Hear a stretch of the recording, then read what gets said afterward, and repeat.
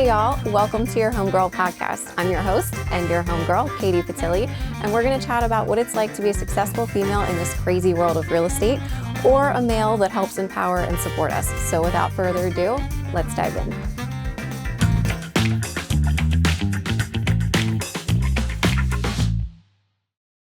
Hey y'all, thank you for joining your Homegirl podcast. I am so excited for our guests today. No, this is not a mom podcast, but it might be a little deceiving. We have none other than branch manager of Crown Home Mortgage, wife, mom, grandmom to this precious angel that is trying to have his big break as we speak right now. Yes. Or I'm sorry, I should say fiance, not wife. Close enough. It's been long enough. Agreed. But also 20-year veteran in mortgage, 2024 top female producer, 2024 top 10 producer, just to name a few little accolades there. Thank you. So needless to say, she has an incredibly busy schedule. So thank you so much for being here Absolutely. today. I appreciate you. Any time spent with you is good time. I could not agree more. And with this handsome man on top of it. So. Mr. Sante. Yes. Yes. Yay! The best. Hi, everybody. So let's start from the beginning. 20 plus years in the mortgage industry. Is that how you started in real estate in general? Yeah. So I was running my dad's landscaping company after graduating from college, wondering what I wanted to be when I grew up. Got a call to come in and do an interview with a bunch of guys that had graduated from University of Delaware also, and read my resume. And I did the interview, and the rest is history. Here I am 20 years later, loving what I do, but I've grown up from being a loan officer to a branch manager. Yeah, amazing. Yeah. So if you could tell yourself something 20 plus years ago, what would you what lessons have you learned that you wish you knew back then, I should say? It's going to be stressful. It's going to be.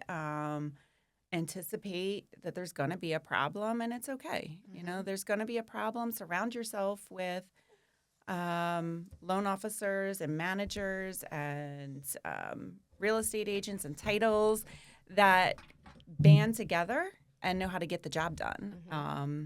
Because real estate it's difficult, but it's so rewarding. Yeah.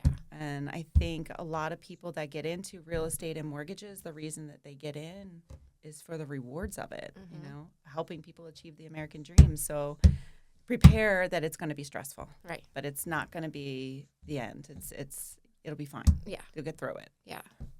So you talked about some of the rewarding parts and that it can be very stressful. Anyone that's in the industry, I'm sure, knows what we're talking about and can relate. But what would you say are the hardest parts of being on your side of the business? The hardest part is knowing that, you know, you've got somebody's lives sort of in your hands. You know, they have ended their lease. They have borrowed money from mom or dad. They have moving trucks. You know, it's just they're relying on you, and that's really hard. It's a lot of pressure because, as anybody in the industry will tell you, there's no such thing as an easy transaction. Right. They're difficult, and the unforeseen happens, and it just happens. And there's some things that you just can't control. Mm-hmm. I would say, you know, by far that's the hardest part is anticipating it and just knowing that sometimes it's just not going to happen, and it's okay. Yeah. It's okay. Well, a lot of times from your angle, it doesn't necessarily mean that it's not going to happen. It just might not be right now. Right. Yeah. And, you know, the thing that I always tell my clients, when something falls out, it's the universe telling you that there's something better waiting for you. There's a reason this isn't going through. I mean, listen, I'm a typical female. I don't like to be told no. So I'm going to twist and turn a transaction every which way I can to get it done. If it's not happening, I can't figure it out.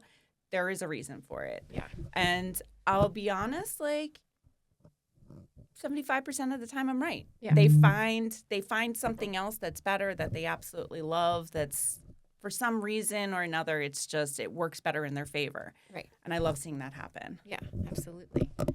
So what would you say is the biggest source of your business right now? Are you referral based? I'm referral based. I'm 100% referral based. Yeah. So I'm getting Oh. referrals from real estate agents, from title companies, from past clients. I don't really do a whole lot of marketing. Yeah. I probably should. Probably should do a little bit more on social media. But it's pretty much referral based. Yeah. I mean, you said you aren't really doing anything on social media now.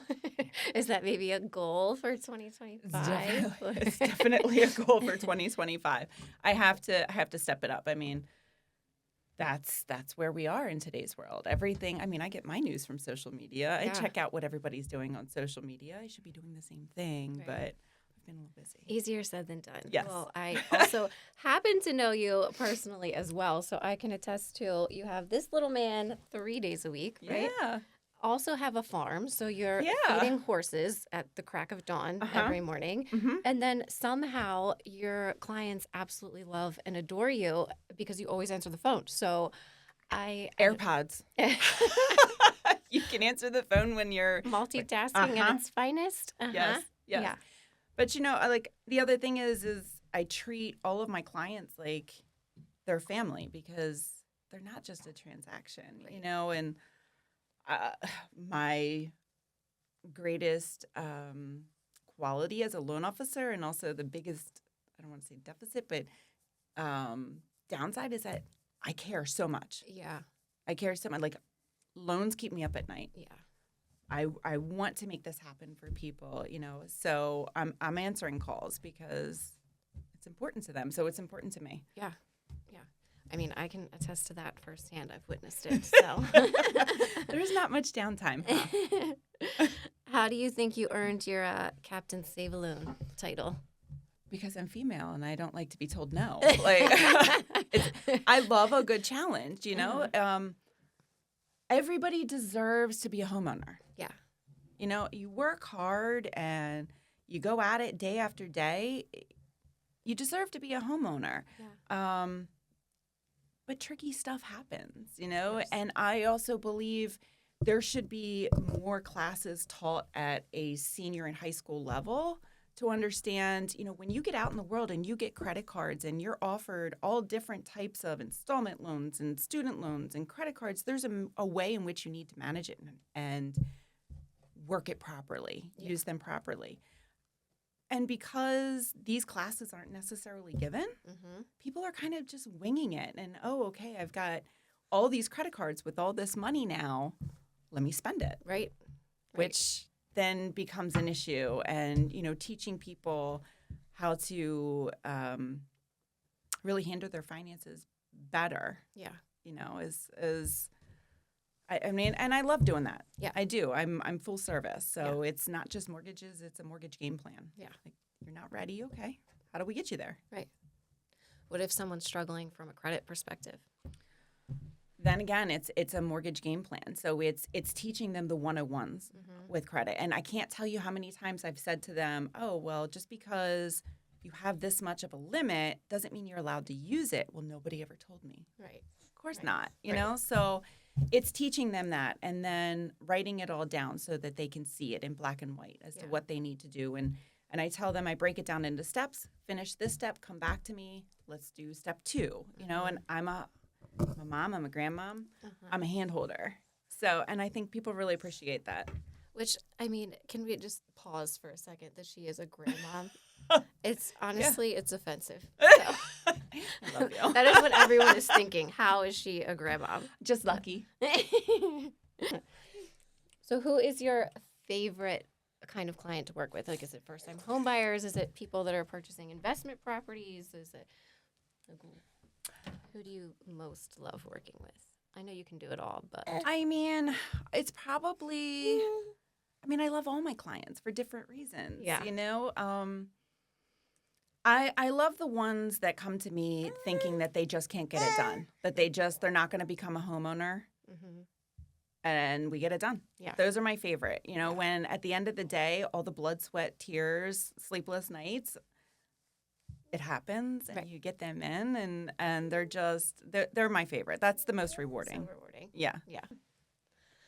Well, I know how incredibly busy you are. Example A. But again, sometimes or somehow you figure out a way to always answer the phone. Your clients love you. They rave about how responsive you are. So you really are doing absolutely everything. And kudos to you. Thank you Kudos for to you. being here. Oh my God. I'm doing the easy part. You have all of the hard part. Yeah, listen, you deal with some of my really difficult clients and your company does a bang up job with them. They are always, your company is very responsive. You've been, so Oh, I appreciate the deals you. that you, I mean, I haven't given you easy ones. Guys, I didn't even pay her to say that. No. No. Give it to you in the parking lot. Thank you. No, but I mean, they haven't been easy, but you guys have always been stellar and just hung right in with me. I'm like, hang tight, we're going to get there. We're going to get there. We always do. Right, buddy? Yeah. Well, thank you once again. Thank you all for watching another Thank you. episode of your Homegirl podcast.